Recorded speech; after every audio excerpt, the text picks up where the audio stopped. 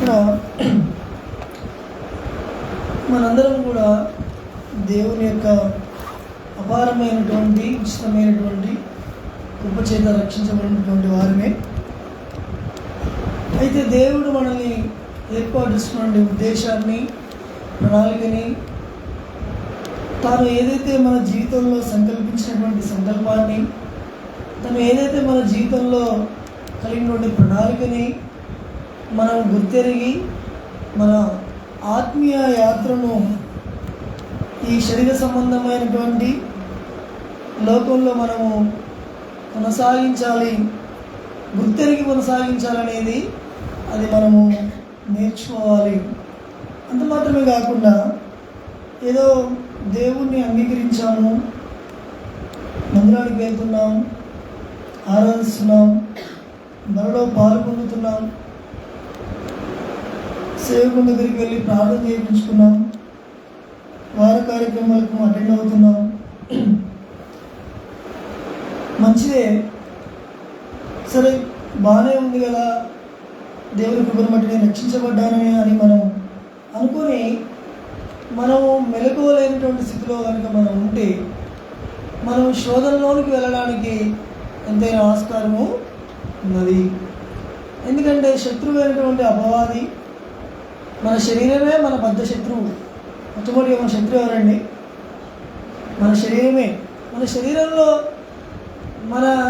మనకి ఎక్కువగా మనతో పోరాడేటువంటిది, మనల్ని వెనక్కి లాగేటువంటి శత్రువు ఏంటంటే మన కళ్ళే కదా. కళ్ళే లేవనుకోండి, ఒకవేళ just you have to imagine, కొంచెం అజ్యూమ్ చేసుకోండి, మనకి కళ్ళు లేవు, కళ్ళు కనిపించడం లేదని అనుకోండి. అప్పుడు మనకి ఏదైనా ఆశలు ఉంటాయా? ఉంటాయండి. కళ్ళు లేని వారిని అడగండి, అన్నా నీకేం కావాలన్నా అంటే నాకేం కావాలంటాడు, నాకు చూపుంటే చాలు, ఈ ప్రపంచాన్ని చూసి దేవుని తెలుసుకుంటా, ఆ దేవుడు ఎట్లుండో కూడా నాకు తెలియదు కదా అని కొంతమంది తెలివిగా సమాధానం ఇచ్చేవారుగా ఉండకపోరు.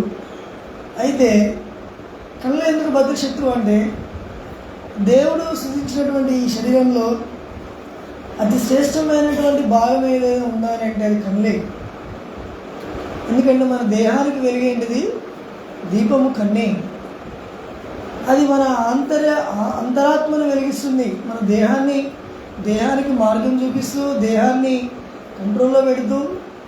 కాబట్టి కళ్ళు మూసుకొని నడిచామనుకోండి, మన దేహం కంట్రోల్లో ఉంటుందా, అన్కంట్రోల్లో ఉంటుందా? అన్కంట్రోల్లో ఉంటుంది. మనం ఎక్కడికి వెళ్తున్నామో మనకు తెలియదు. ఆ విధంగానే కాబట్టి కళ్ళు చాలా ప్రాముఖ్యమైనవి. ఎందుకంటే దాని ద్వారా చూస్తాం, నేత్రాశను పొందుతాం, చూసిన దాన్ని కావాలనుకుంటాం, కోరుకుంటాం. అయితే ఆ విధంగానే బద్ధశత్రువు ఎందుకనంటే, ఏదైతే మన ఆత్మీయ జీవితానికి ఏదైతే అడ్డుగా ఉంటాయో వాటన్నిటిని మన కళ్ళ ద్వారా చూసి పొందాలనుకుని దేవుని యొక్క ఆత్మనియమానికి విరోధంగా పోరాడడానికి ముందు మనకి మార్గం చూపించేది కూడా ఏంటిదండి? కన్నే.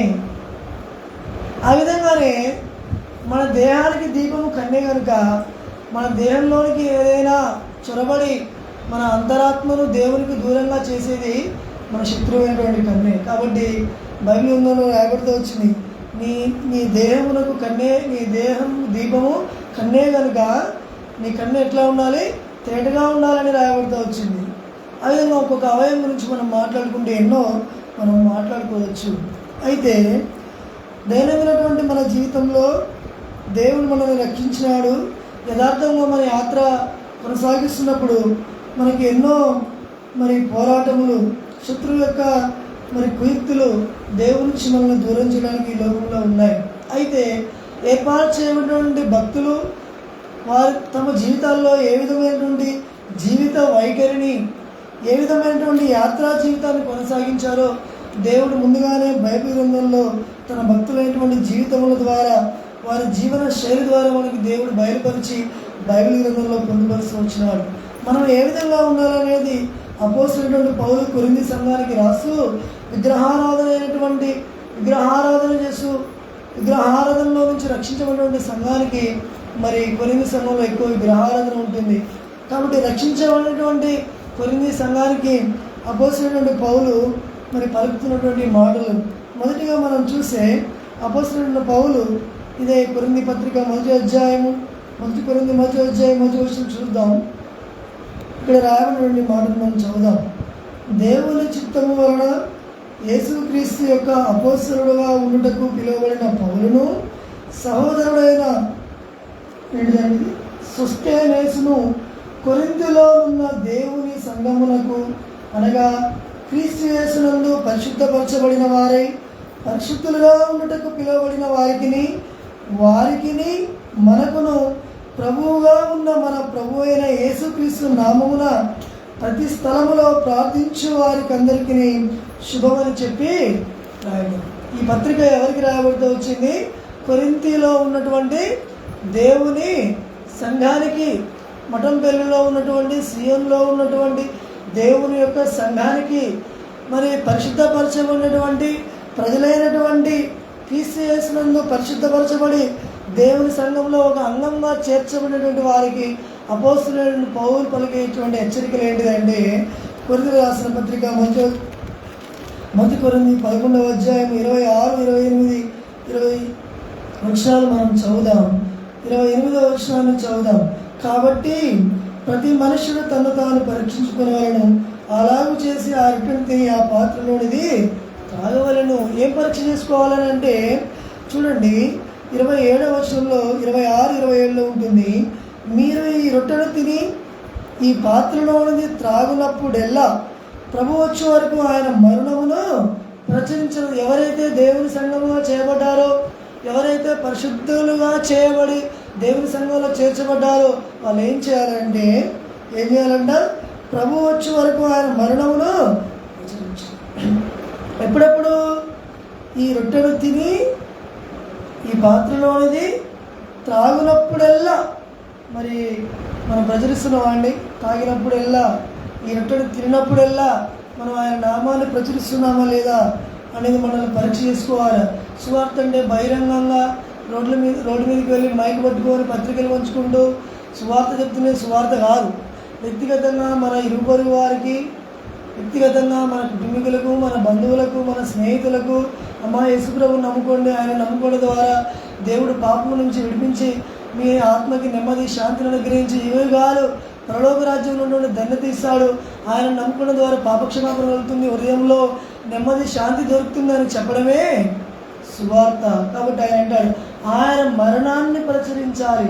ఆయన మరణం ఏ విధంగా, ఆయన మరణానికి అప్పగించబడ్డాడు, ఎందుకొరకే మరణానికి అప్పగించబడ్డాడు, ఆయన మరణం ద్వారా మానవాళికి కలిగినటువంటి మేలేంటిది, ఆయన మరణం ద్వారా మనకి కలిగినటువంటి ఉపయోగం ఏంటిది, ఆయన మరణపు అనుభవం గుండా వెళ్ళినప్పుడు ఆయన శిలువ మరణం గుండా శిలువలో బలి అవడం ద్వారా పాపక్షమాపణ కలుగుతుంది అని మనం ఇతరులకు, అనేకులకు మనం సువార్త ప్రచురించాలని పౌలు కొరింథీలో ఉన్నటువంటి దేవుని సంఘానికి, క్రీస్తు యేసునందు పరిశుద్ధపరచబడినటువంటి వారికి ఆయన బోధిస్తున్నాడు. కాబట్టి బలిలో పాలు పొందే మనల్ని మనం ఏ విధంగా పరీక్షించుకోవాలంటే, నేను ఈ విధంగా జీవిస్తున్నాను లేదా, నేను ఈ విధంగా జీవించకపోతే ఇక్కడ రాయబడింది 27వ వచనము, కాబట్టి ఎవడు అయోగ్యముగా ప్రభు యొక్క రొట్టెను తినునో లేక ఆయన పాత్రలోనిది త్రాగునో వాడు ప్రభు యొక్క శరీరమును గూర్చియు రక్తమును గూర్చియు అపరాధి అగును. మనం అపరాధులముగా, అనీతిమంతులముగా, అపవిత్రములుగా ఉంటే దేవుడు క్రీస్తు యేసునందు ఆయన రక్తం ద్వారా మనల్ని పరిశుద్ధపరిచి దేవుని సంఘంలో ఒక అంగంగా చేర్చినాడు.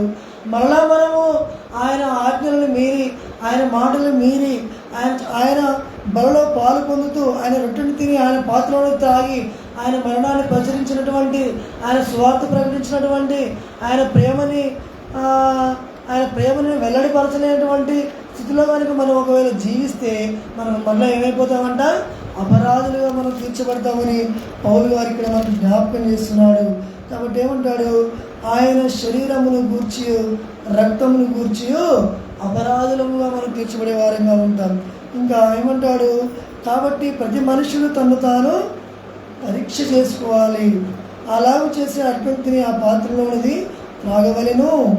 కాబట్టి 29వ వచనం, ప్రభు శరీరం అని వివేచింపక తిని త్రాగువాడు తనకు శిక్షావిధి కలుగుటికే తిని త్రాగుచున్నాడు.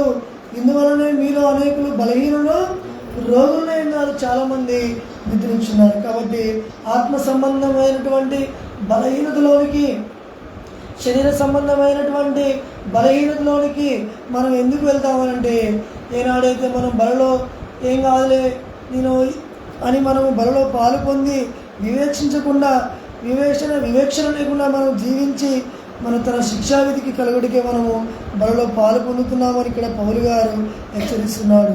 కాబట్టి ఆయన అనే మాట ఏంటిదంటే, మనల్ని మనము పరీక్ష చేసుకోవాలి. కాబట్టి 29వ వచనము, ప్రభు శరీరం అని వివేచింపక తిని త్రాగేవారు తనకు శిక్షావిధి కలుగుటికే తిని. కాబట్టి మనము శిక్షావిధి కలగకుండా మనల్ని మనము పరీక్ష చేసుకొని బలలో పాలు పొందాలని పౌలు గారు జ్ఞాపకం చేస్తున్నాడు. ఇదే పౌలు గారు ఇదే కొరింథీయులకు 2వ పత్రికను రాస్తూ ఒక మాట అంటాడు. చూడండి, కొరింథీయులకు రాసిన 2వ పత్రిక 13వ అధ్యాయం, the book of 2 Corinthians chapter 13 verse 5. మీరు విశ్వాసము గలవారే ఉన్నారో లేదో మిమ్మల్ని మీరే శోధించుకొని చూసుకునండి, మిమ్మల్ని మీరే పరీక్షించుకోండి. మీరు భ్రష్టులు కానిలా యేసుక్రీస్తు మీలో ఉన్నాడని మిమ్మల్ని గురించి మీరే ఎరుగరా అని అంటున్నాడు. కాబట్టి మీరు ఏమని పరీక్ష చేసుకోవాలంట? మీరు విశ్వాసం గలవారు ఉన్నారో లేదో మిమ్మల్ని మీరే పరీక్షించుకోవాలి. మనం దేవుల్లో బాప్తిసం తీసుకున్నాం, సంఘంలో చేర్చబడ్డాం, సహవాసంలో ఉంటున్నాం, మందిరానికి వస్తున్నాం, సంఘ ప్రార్థనలు చేస్తున్నాం, ఉపవాస ప్రార్థనలు చేస్తున్నాం.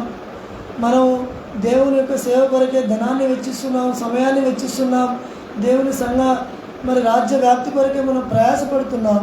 అయినప్పటికీ పౌలు ఏమంటాడంటే, దేవుని సంఘంలో చేర్చబడినటువంటి వారికి, క్రీస్తు యేసునందు పరిశుద్ధపరచబడిన వారికి అపోస్తలుడైన పౌలు ఇచ్చేటువంటి హెచ్చరిక ఏంటిదనంటే, మీరు విశ్వాసము గలవారే ఉన్నారో లేదో మిమ్మల్ని మీరే శోధించుకొని మిమ్మల్ని మీరే పరీక్షించుకొని అంటున్నాడు. ఏం పరీక్ష చేసుకోవాలంటే, మన యాత్రా జీవితంలో ఎక్కడైనా మన విశ్వాస జీవితంలో దేవుణ్ణి నమ్మినప్పుడు ఉన్నటువంటి విశ్వాసం తగ్గిపోయిందా, తగ్గుతుందా? దేవుని మీద మనం ఎక్కడైనా అనుమానం కలిగి ఉన్నావా? మన ఆత్మీయ జీవితం గురించి, మన కుటుంబం జీవితం గురించి, మన వ్యక్తిగత జీవితం గురించి, మన సంఘ జీవితం గురించి, మన సామాజిక జీవితం గురించి, దేవుని యొక్క సంఘం పట్ల కలిగినటువంటి వాంఛ గురించి, దేవుని యొక్క సేవా విస్తరణలో మనం కలిగినటువంటి విశ్వాసంలో ఆయన మీద ఉంచినటువంటి విశ్వాసం ఎక్కడైనా మన విశ్వాసం తగ్గుతుందా అనేది మనల్ని మనం పరీక్ష చేసుకోవాలని అపోస్తలుడైన పౌలు గారు కొరింథీయులకి 2వ పత్రికని రాసి చివరిలో వాళ్ళకి హెచ్చరిస్తున్నాడు. ఏంటంటే, మీరు విశ్వాసం గలవారై ఉన్నారో లేదో మిమ్మల్ని మీరే పరీక్ష తీసుకున్నారు. ఎగ్జాంపుల్ చెప్తాం. ఏంటంటే, మనందరికీ కూల్ డ్రింక్స్ తెలుసు కదా, స్ప్రైట్ బాటిల్ కానీ, థమ్స్అప్ బాటిల్ కానీ, అది మనం ఫ్రిడ్జ్లో నుంచి తీస్తాం. ఒకసారి దాని మూత ఓపెన్ చేయగానే ఏమొస్తుంది చెప్పండి? గ్యాస్ వస్తుంది కదా. అది వచ్చినప్పుడు సౌండ్ ఎట్లా వస్తుంది? చాలా పెద్దగా వస్తుంది కదా సౌండ్. ఒకవేళ అది కొంచెం అటు ఇటు షేక్ అయ్యి ఉంది, దానిలో ఇంకా గ్యాస్ ఇంకా బాగా ఉందనుకుంటే ఏమైతే అది ఒకేసారి పొంగుతుంది. పొంగడం మాత్రమే కాకుండా అది పొంగుతూ ఏమవుతుంటుంది అంటే, ఆ పొంగేటప్పుడు దానిలో ఒక రకమైనటువంటి కెమికల్ రియాక్షన్ జరిగి నురుగు అనేది పైకి, ఆ క్యాప్ తీసిన తర్వాత కొంత సమయానికి అది ఏమైంది చెప్పండి? చల్లబడిపోయింది. మళ్ళా అదే బాటిల్కి మళ్ళీ మనం క్యాప్ పెట్టి ఒక 1 hour తర్వాతనో, అర్ధగంట తర్వాతనో, 2 days తర్వాతనో మళ్ళీ ఓపెన్ చేయండి. ఎప్పుడైనా చేస్తే మళ్ళీ అదే రియాక్షన్ వస్తుందా? రాదు. ఎందుకు రాదు? అది కొత్తలో ఉన్నప్పుడు ఎట్లా ఉంటుంది చెప్పండి? పొంగిపోతుంది. మనం కూడా రక్షించబడినటువంటి కొత్తలో ఎట్లా ఉంటామంటే ఆ కూల్ డ్రింక్ లాగానే ఉంటాం. తీసినప్పుడు ఎట్లా ఉంటుందంటే పొంగిపోతుంటుంది గ్యాస్. లేకపోతే దానిలో రియాక్షన్ ఎట్లా జరుగుతుందనంటే చాలా స్పీడ్గా జరుగుతుంది. వితిన్ సెకండ్లో అది ఎంతో రియాక్షన్. దేవుని కొరకు మనం ఏ విధమైనటువంటి తీర్మానం చేసుకుంటామంటే ఆ క్షణంలో అటువంటి ఉద్రేకపూర్వమైనటువంటి తీర్మానం కలిగి ఉండి సంఘం పట్ల, ఆత్మీయ వ్యక్తిగత జీవితం పట్ల, కుటుంబం పట్ల, నా కుటుంబం ఇట్లా ఉండాలి, నా కుటుంబాన్ని ఈ విధంగా డెవలప్ చేసుకోవాలి, నా సంఘాన్ని ఈ విధంగా డెవలప్ చేసుకోవాలి, నా సంఘం కొరకు నేను ఇది ఖర్చు పెట్టాలి, నా పిల్లల కొరకు నేను ఇది ఖర్చు పెట్టాలి, నా వ్యక్తిగత జీవితం కొరకు ఇట్లా ఖర్చు పెట్టాలి, నేను ఈ విధంగా బైబిల్ చదవాలి, ఈ విధంగా సువార్త చేయాలి, నా ధనాన్ని దేవుని కొరకు ఈ విధంగా హెచ్చించాలని మనం తీర్మానం చేసుకున్నప్పుడు ఎట్లా ఉండి పొంగిపోయి ఉంటాం. కానీ కొంతసేపటికి కొంతకాలానికి అదంతా పరిస్థితుల ప్రభావరీత్యా, ఒత్తిడిల రీత్యా, కుటుంబ బాధ్యతల రీత్యా, కుటుంబంలో ఉన్నటువంటి సమస్యలను బట్టి, సంఘంలో ఉన్నటువంటి పరిస్థితులను బట్టి, సమాజంలో ఉన్నటువంటి పరిస్థితులను బట్టి మనం ఏమైపోతామంటే చల్లబడిపోతాం. మనలో ఉన్నటువంటి రియాక్షన్ ఏమైనా చెప్పండి, కొంతకాలానికి అది